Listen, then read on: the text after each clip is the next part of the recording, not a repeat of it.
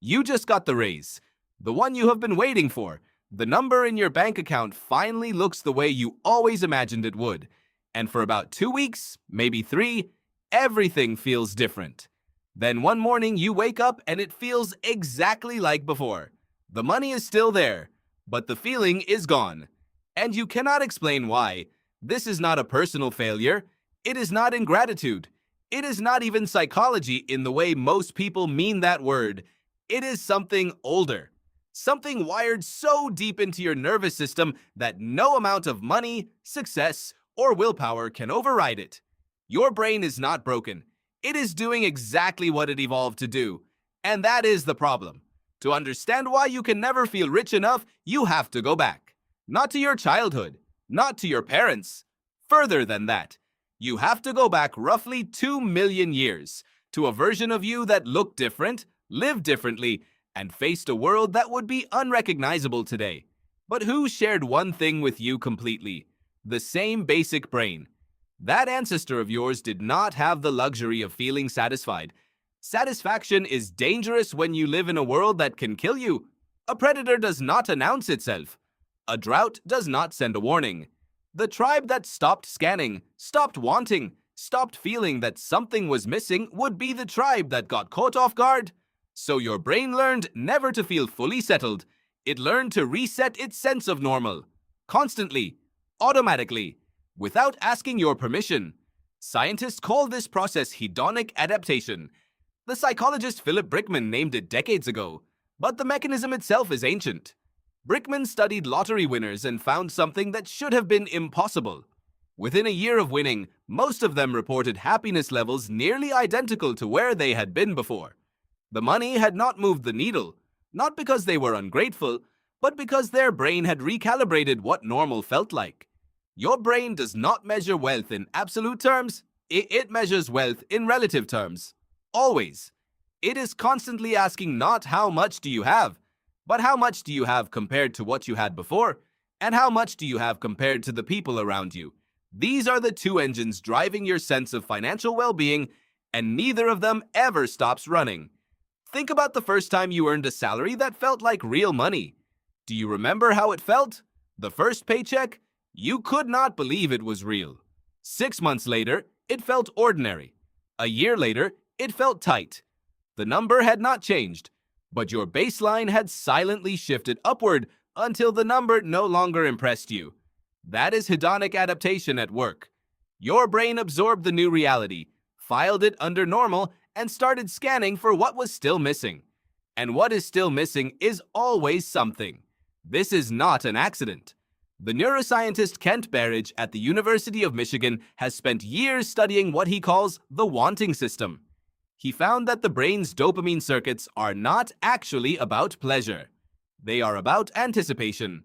Dopamine spikes when you are moving towards something, when the reward is ahead of you, when the gap between where you are and where you want to be is still open. The moment you arrive, the dopamine drops. The wanting ends. And within days, sometimes hours, your brain starts building a new gap to want across. This is why the promotion never feels as good as the pursuit of it.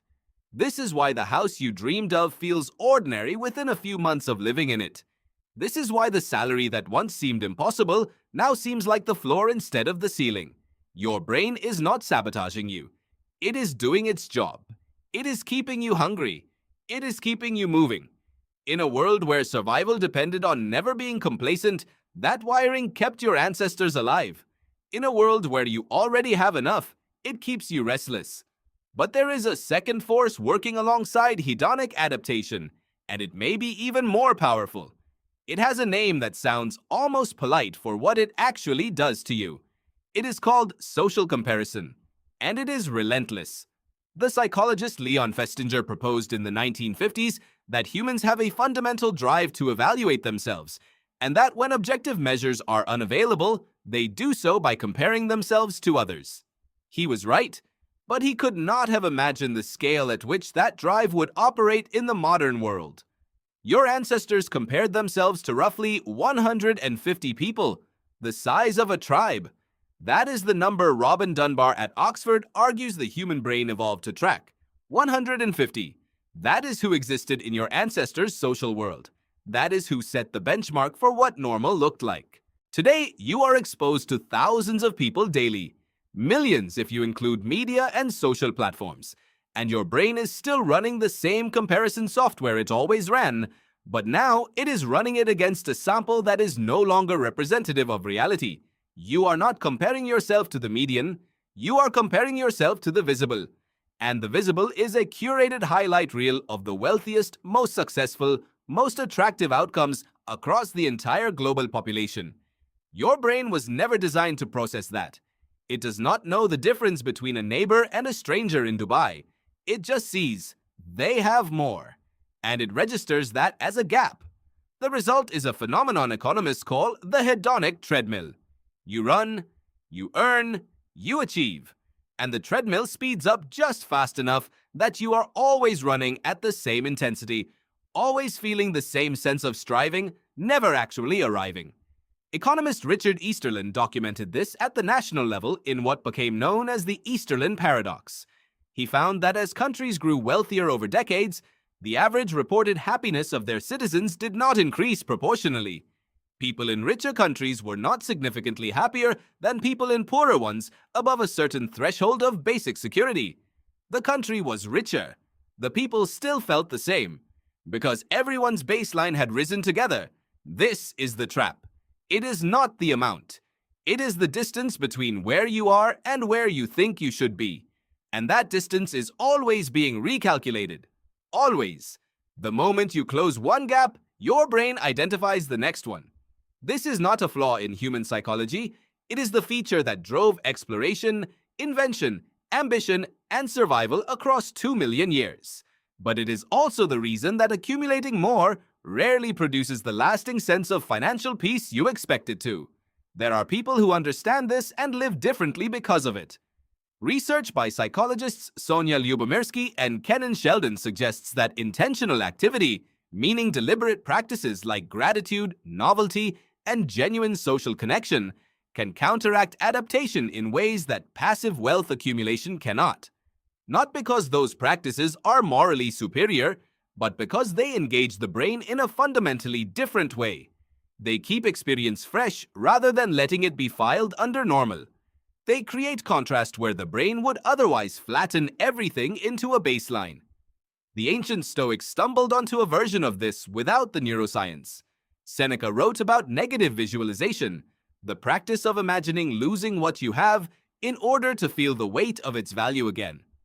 Marcus Aurelius returned repeatedly in his private journals to the idea that the mind's hunger was the real source of suffering, not the world's scarcity. They were not wrong.